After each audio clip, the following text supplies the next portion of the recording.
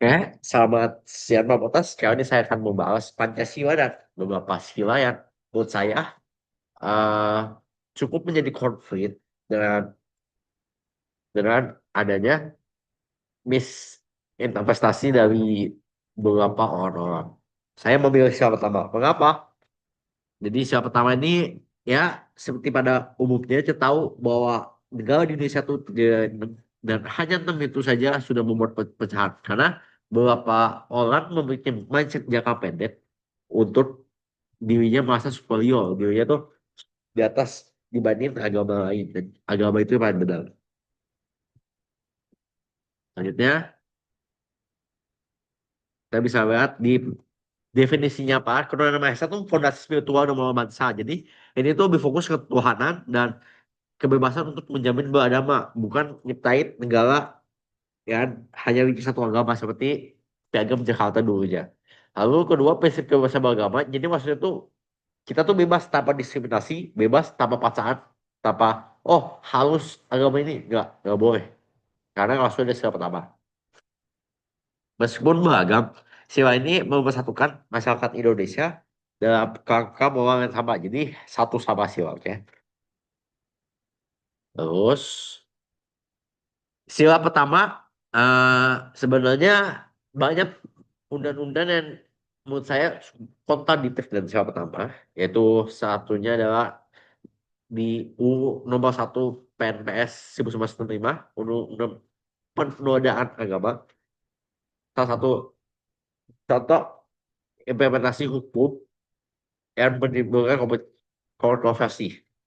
Patuan yang kedua juga ada di Patuan Bersama Menteri Permen nomor 98 tahun 2006. Karena pendirian rumah ibadah juga sering menjadi titik gesekan di masyarakat. Hukum pendidikan agama wajib di sekolah.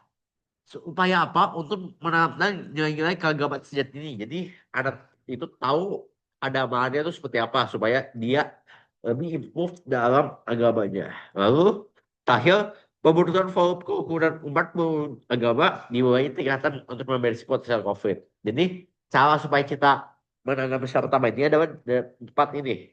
Walaupun yang pertama cukup kontroversi, yang kedua juga aturan ini udah jelas, tapi ketiga sama keempat kita tuh butuh menerapkan pendidikan agama di Indonesia ini. Contoh kasusnya ya, kasus Ahok, eh, mantan gubernur DKI Jakarta, Basuki Cahayapurnama di Kepulauan Seribu yang mengutip Al-Maidah ayat 51 yang dianggap menodai agama Islam. Kasus ini sering memicu santaian demo yang besar-besaran. Aksi 212 ini dengan estimasi peserta jutaan orang. Dan sayangnya hanya dengan mengutip saja Ahok divonis 2 tahun penjara atas tuduhan penodaan agama yang mana menurut saya ini cukup aneh dan kontradiktif padahal cuma mengutip saja. Lalu kasus penodaan agama, persekusi kepada jemaat Ahmadiyah di KAI Yasmin dan gereja lain mengalami kesulitan penyelenggaraan rumah ibadah. Human Rights Watch mencatat lebih dari 200 kasus pelanggaran kebebasan beragama di antara 2005 sampai 2010. Bahwa kasus yang kemarin kita tahu di Sukabumi yang cuma tempat tetet, cuma dibubarkan dan dianggap nggak punya izin buat gereja. Padahal itu cuma tempat buat berdoa doang. Lalu ada gerakan intoleransi ini banyak banget terjadi di sini. Kasusnya pun udah dibuat. Intoleransi itu berarti mengatasnamakan agama untuk memasakkan dat atau melakukan tindakan tidak toleransi terhadap kelompok lain. Faktor-faktor pemicu konflik adalah satu, kesadaran sosial ekonomi. Jadi munculnya sosial ekonomi ini bikin keadaan pasti kesannya kaya kaya gitu, muncul stereotip gitu lah. Lalu ada juga itu misinterpretasi ajaran penafsiran sempit dan ekstrim. Jadi agamanya tahu masa dirinya mayoritas dan dirinya langsung jangan orang yang menurut dia salah. Lalu kualitas kualitasi agama yang dipakai buat tujuan politik. Lalu akhirnya ada lemahnya penegakan hukum karena ketidakadilan dan munculnya banyak konflik di agama-agama ini. Dampak sosialnya apa sih? Masyarakat menyimplisasi atau konflik agama tuh bisa ngebuat jurang yang lebih besar antara Islam dan misalnya dua kelompok Islam dan Kristen. makin musuh-musuhan lagi karena konfliknya sudah semakin banyak dan lebih parah. Lalu si demokrasi kayak tadi kasus Ahok, kebebasan untuk berekspresi jadi makin minim. Gimana soal minoritas atau pandangan berbeda dianggap menodai agama. Padahal kalau kita lihat dari statementnya itu tidak cukup untuk menuduh untuk menodai agama. Lalu ketiga kepastian investasi, kondisi sosial politik yang nggak stabil. Jadi ini bisa ngebuat kayak investor-investor gereja atau investor-investor tempat ibadah lain tidak mau berinvestasi di perusahaan sekitar tempat beragama itu dan itu membuat dampak yang cukup besar bagi ekonomi perubahan. Lalu ada juga pelanggaran HAM, kasus penodaan agama atau intoleransi seringkali diikuti dari pelanggaran hak asasi manusia seperti hak untuk beribadah, hak untuk berpendapat, dan hak atas keamanan.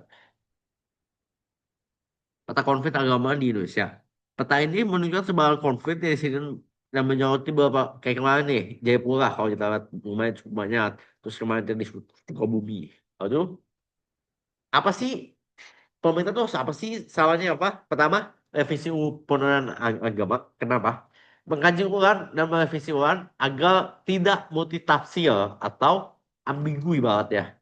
Karena nggak sejalan dengan HAM dan kebebasan beragama. Lalu kedua, agama juga kita sih mau tingkatin dan kita harus mulai sadar, oh kita tuh butuh toleransi satu sama lain. Jadi perlu tahu dulu konteksnya, bukan apa-apa main benci. Cari tahu faktanya dulu sebagai masyarakat kecil. Lalu kalau ada pelanggaran, hukum dengan tegas dan pelanggaran yang bersifat provokatif dan intoleransi atas nama agama, hukum dengan tegas. Lalu pemerintah masyarakat bikin edukasi supaya masyarakat tuh paham. Dan menurut saya ini cukup empat ini untuk menghentikan konflik yang terus menerus ada aja di Indonesia ini terutama beragama. Oke, ini jurnal yang saya liput. Terima kasih Pak Untas. Selamat siang.